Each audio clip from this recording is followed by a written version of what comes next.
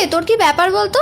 এখন আর আগের মতো আমাদের ফোন করিস না। হ্যাঁ সে তো তোরাও আমাকে আগে কোনোদিন নিজে থেকে ফোন করতিস না তাই না? তাই এখন আমিও তোদের মতো কিছু সো কল ফ্রেন্ডসদের নিজে থেকে আগ বাড়িয়ে ফোন করা বন্ধ করে দিয়েছি রে। কি রে শুনলাম তুই নাকি আমাদের সাথে ঘুরতে যাওয়ার প্ল্যানে না করে দিয়েছিস? হ্যাঁ রে আসলে ওই দিন আমার একটা অন্য প্ল্যান আছে। বাবা এখন আমাদের ছাড়াও প্ল্যান বানানো শিখে গেছিস? হ্যাঁ রে ঠিক যেমন তোরাও আমাকে ছাড়া অনেক কিছু প্ল্যান করতিস, আমাকে মিথ্যে বলতিস, একসাথে ঘুরতে গেলেও আমাকে একা ফিল করাতিস, ঠিক তেমন আমিও এখন তোদের মতো কিছু ওই কালসাপ বন্ধুদের বাদ দিয়ে একা থাকা শিখে গেছি। ওই বলছে আমাদের টাকাটা একটু পে করে দে না রে, তোকে নেক্সট টাইম আমরা ঠিক ফেরত দিয়ে দেবো। না রে কারণ তোদের এই নেক্সট টাইমটা কোনোদিনও আসেই না।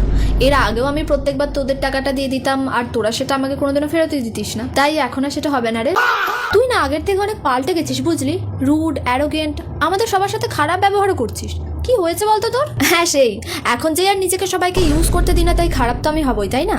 তাহলে না আমার এরকম খারাপ রুড আর অ্যারোগেন্ট অনেক আগেই হয়ে যাওয়া উচিত ছিল, যেখানে আমি সবার আগে নিজের কথা ভাববো আর নিজেকে ভালো রাখবো। আর তোদের ভাষায় যদি এটাকে খারাপ হওয়া বলে তাহলে না হয় আমি এখন থেকে একটু খারাপই ভালো।